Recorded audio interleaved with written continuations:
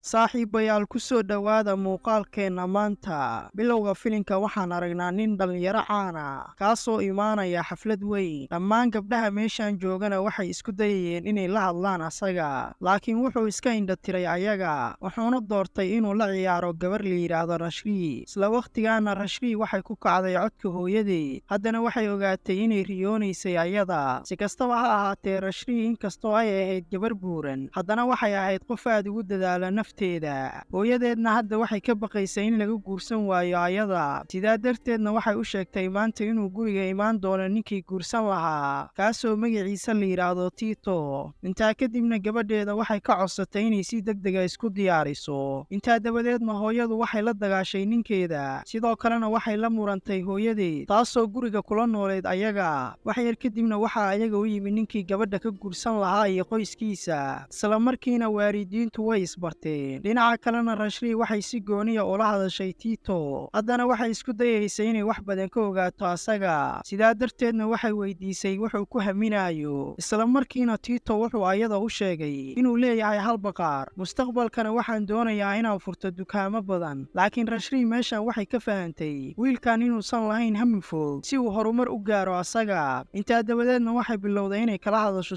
shakhsiyadeeda, waxayna ku tiri waxaan rabaa inaan noqdo wariye caan ah. sidoo kalena xilligaa waxay tustay fiidiyow ee horay u duubtay ayada, laakiin Tito wuxuu ku qoslay riyadeeda, wuxuuna ku yidhi wariye qofka noqonaya waxaa laga rabaa inuu noqdo qof caata. xilligaana Rashmi waxay ogaatay wiilkan asna inuusan doonayn inuu guursado ayada, qoyskiisa ayaana ku qasbay inuu meeshan yimaado asaga. labadoodana hadda waxay ka fikirayeen siday guurkan uga takhallusi lahaayeen ayaga. intaa kadibna wiilkan Rashmi wuxuu u sheegay inuusan ka helin ayada sababtoo ah waa buuran tahay. intaa dabadeedna wuxuu u sheegay inay miisaanka iska riddo hadday doonayso inay shaqaysato ama la guursado ayada. burburka arooskan dartiina Rashmi hooyadeed aad bay u xanaaqday ayada, sidoo kalena ninkeeda waxay u sheegtay gabadhooda inay 30 jir tahay, haddii ay sidaan ku sii socotona weligeed lama guursan doono ayada. isla markaana hadalkaa waxaa maqashay Rashmi, waxayna ka xumaatay hadalka hooyadeed. intaa kadibna waxaana la barayaa gabar la yidhaahdo Sara, taasoo hadda gadanaysa dhar cusub si ay xaflad uga qayb gasho ayada. laakiin xilligaa dukaankan waxay ka weysa dhar leeg ayada, sidaa darteedna waxay la dagaashay ninkii dukaanlaha ahaa. sidoo kalena meeshan waxay ka sheegtay cabiradan inay yihiin kuwa been abuura, sababtoo ah anigu waxaan qaataa double XL size, dharka meeshan yaallana waa mid aad u yar. isla wakhtigaana dukaanluhu wuxuu isku dayay inuu ayada ka dhaadhiciyo inuusan qaladkaan lahayn asaga, laakiin kamaysan yeelin. intaa dabadeedna meeshan waxaa timi saaxiibadeed Meera si ay u dejiso ayada. isla markiina labadooda waxay isaga tageen dukaankan. Saarana hadda waxay doonaysay inay iibsato dhar cusub, sababtoo ah gacaliyaheeda Farxaan ayaa xaflad ku casuumay si uu u baro asxaabtiisa. sidoo kalena meeshan waxaan ka ogaanaynaa Saara inay tahay fashion designer, laakiin shaqadeeda ayay u raadinaysay responsor. saaxiibkeedna sidoo kale wuxuu ahaa nashqadeeyo fashion, mar walbana wuxuu la shaqayn jiray ayada. haddana Meera saaxiibadeed waxay u sheegtay ninkaa inuusan jeclayn ayada, sidoo kalena uu been u sheegayo. laakiin Saara markay hadalkaa maqashay waxay la dagaashay saaxiibadeed ayadoo ku leh mar kale haygu oran hadalka, sababtoo ah Farxaan wuu jecel yahay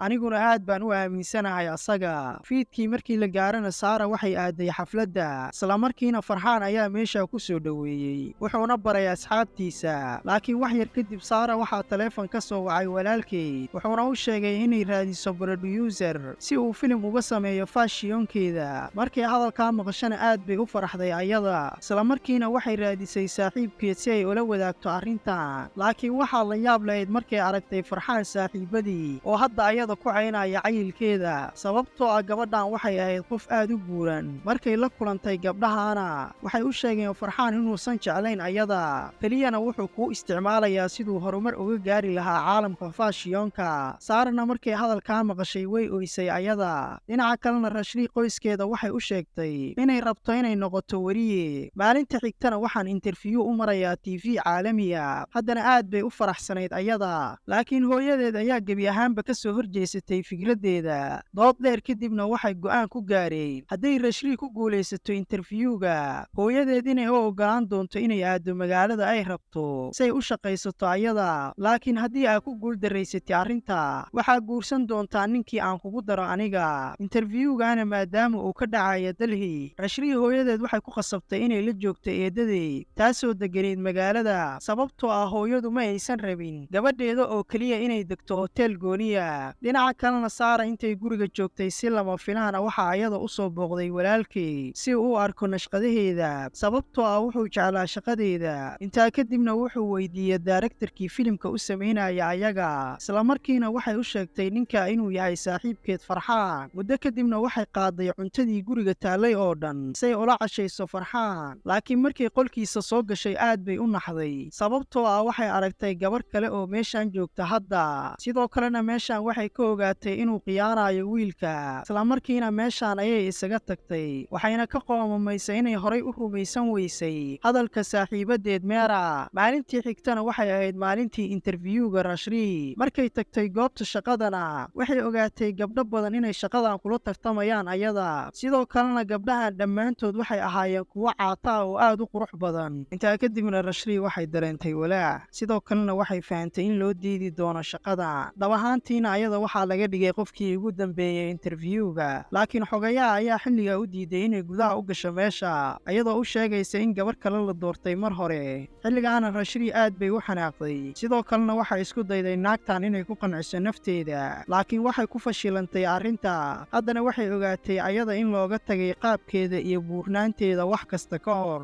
intaa dabadeedna naagtan waxay ka codsatay inay la kulanto madaxa kanaalkan, laakiin xogayaha waxay u sheegtay hadda ninka inuu ku maqan yahay London. dhinaca kalena Saara hadda waxay la hadlaysay walaalkeed iyo Meera siday xal ugu heli lahayd filimkeeda sababtoo ah dhibaatada hadda ka dhexaysa ayada iyo Farxaan waxay sababtay inay noqoto agaasimo la'aan, xitaana ma aysan haysan qof sawirqaado u noqda ayada. Saarana hadda waxay noqotay rajo la'aan sababtoo ah soo saaraha filimkeeda wuxuu ayada ku sugaya London dhowr maalmood gudahood. Saarana hadda diyaar umaysan ahayn arrinta. intaa kadibna waxay aaday musqusha, waxayna bilowday inay oyso ayada. intaa dabadeedna tiish ayay raasatay, waxayna aragtay bokiska meeshaan yaalla inuu eber yahay, isla markiina qof ayaa si lama filaana tiish kale ugu soo tuuray ayada. dhinaca kalena Rashri ayadana meeshaan ayay joogta iyadoo oynaysa. labadoodana markay is arkeen way isbarteen gabdhahan, sidoo kalena niyadda ayay isku dejiyeen ayaga. haddana Rashri waxay ka baqaysaa inay u laabato qoyskooda sababtoo ah ma aysan rabin in ninkaa lagu daro ayada. sidaa darteedna fiidiyowgii ay horay u duubtay ayay hadda tustay Saara, sidoo kalena gabadhan waxay u sheegtay inay tahay filim soo saare fiican. Saarana markay arrintaa aragtay waxay go'aansatay inay daarektar uga dhigto filimkeeda kaasoo lagu duubayo London. Rashriina markay arrintaa maqashay waxay u aragtay jaanis fiican oo ay kula kulmi karto madaxa TV-ga kaasoo xilligaa joogay London. inkastoo aysan khibrad u lahayn sawir qaadista faashiyoonkana waxay hadda ogolaatay codsiga Saara. meel kalena Saara walaalkeed wuxuu interview ka qaadaya wiil dhallinyaro ah kaasoo la yidhaahdo Sherry, asaguna wuxuu mas-uul ka ahaa duubista filimka walaashii. wax yar kadibna Saara waxay u timi Rashri, waxayna u sheegtay hadda inay heshay daarektar iyo sawir qaadaba, sidaa darteedna waa inaa isku diyaarisaa inaad noo raacdi London. intaa dabadeedna Rashri waxay wacday qoyskeeda iyadoo been u sheegaysa, waxayna ku tiri waxaan ku baasay interviewga. intaa kadibna waxay isku diyaarisay inay u safarto London si ay meeshaa ugu soo duubaan filimkooda. intaa dabadeedna muddo dhowr maalmooda waxay la sii degtay Saara intaysan London u safrin ka hor.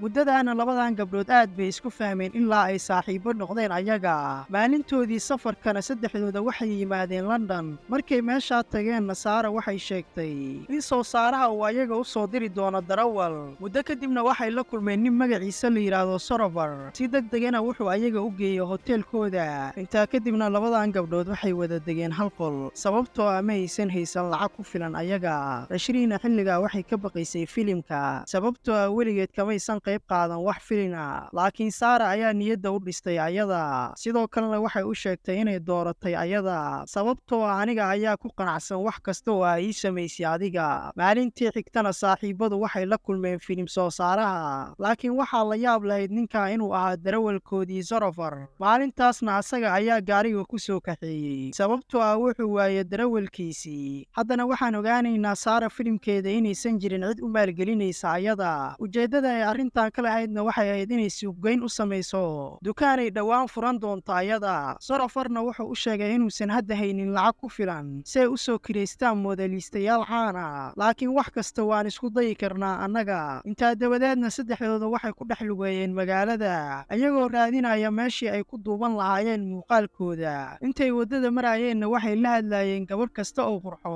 si ay ugu qanciyaan inay xirato dharka Saara si ay sawirro fiican uga qaadaan ayada ayagoo arrintaa aysan uga bixin wax lacagana waxaa la yaab lahayd in fikradooda ay guulaysatay ayaga muddo yar gudaheedna waxay ku soo dhammeeyeen qaybtii ugu weyneed ee filimkooda inkastoo badankood ay hawshan ku cusbaayeen sidoo kalena aysan khibrad badan u lahayn ayaga sidaasay tahana hadda waxay qabteen shaqo fiican waqti kadib markii ay daawanayeen muuqaalkii ay sameeyeenna Sarafar wuxuu ayaga u sheegay war wanaagsan kaasoo ahaa Kabiir inuu imaanayo London Kabiirna wuxuu ahaa ciyaaryahan caan kaasoo ciyaara kriketka intaa dabadeedna ninka wuxuu u ogolaaday inuu la kulmo ayaga si ay waraysi uga qaado Rashri intaa kadibna Sarafar wuxuu ayada u sheegay arrintan inay tahay fursadii ugu wanaagsaneed ee soo marta nolosheeda isla markiina Rashri ayadoo faraxsan ayay u mahad celisay wiilka maalintii waraysigana Rashri aad bay u naxsanay laakiin waxa ayada ag fadhisay saaxiibadeed Saara taasoo si fiican u caawinaysay ayada waraysiga kadibna Kabiir aad buu u yaabay wuxuuna u sheegay waraysigan inuu yahay midkii ugu fiicnaa uu ebed bixiyo noloshiisa habeenkii markii la gaarana waxay u dabaaldegeen guusha ay gaartay Rashri kooxdaana hadda waxay aad ugu farxeen waxqabadkooda dhowr saacadood kadib markay gurigooda u socdeenna waxay wadada ku arkeen milkiilihii lahaa janaalkii horay shaqada ugu diiday Rashri isla markiina waxay go'aansadeen inay tusaan waraysiga ay ka qaadeen Kabiir intaa kadibna Rashri waxay u tagtay ninkaasi ay u bahdisho asaga intaa dabadeedna saaxiibadeed waxay koobiyeen fiidiyowga isla markiina waxay siiyeen ninka maamulahana wuxuu ku guulaystay inuu qaato falaashka intaa kadibna wuxuu isaga tagay meesha sidoo kalena wuxuu u ballan qaaday inuu dib u daawan doono muuqaalka sababtoo aad baan u degdegsanahay hadda laakiin isla markii uu baxay ninka Sherry wuxuu ogaaday ninka inuu siiyo fiidiyow qaldan Rashriina markay hadalka maqashay rajo la'aan ayay dareentay waqtigeeda inta ugu badanna kali ayay noqotay murugada haysa awgeed laakiin Saara ayaa u timid ayada waxayna isku dayday inay niyadda u dejiso saaxiibadeed Rashriina xilligaa waxay u sheegtay hooyadeed inay soo wacdo ayada sidoo kalena waxay igala hadashay arrinta guurkayga intaana waxaa dheereed Rashri inay ka baqaysay inay xaqiijin weyso riyadeeda sababtoo ah hooyaday waxay igu qasbi doontaa inaan guursado aniga arrintaa darteedna Saara hadda waxay go'aansatay inay kaxayso gabadha sidoo kalena ay si wada jira wax u cunaan ayaga haddana waxay ku maadaysanayeen ra'yiga ay dadka ka aaminsan yihiin dadka buurbuuran bulshaduna mar walba waxay nagu cadaadinayaan inaan iscaatayno annaga si aan u guursano ama aan shaqo u helno annaga maadaama ay hadda murugaysnaayeen labadoodana